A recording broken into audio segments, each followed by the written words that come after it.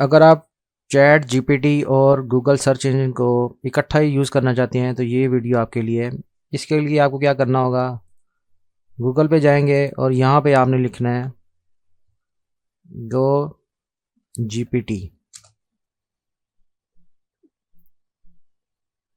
गो gpt.ai की ये site खुल जाएगी।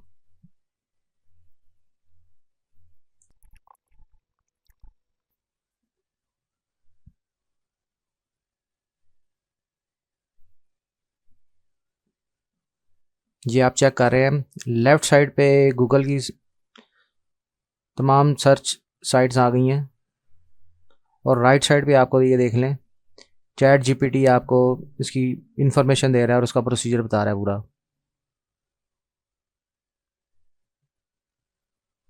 उम्मीद है आपको ये वीडियो पसंद आई होगी। हमारे चैनल को सब्सक्राइब ज़रूर कीजिएगा।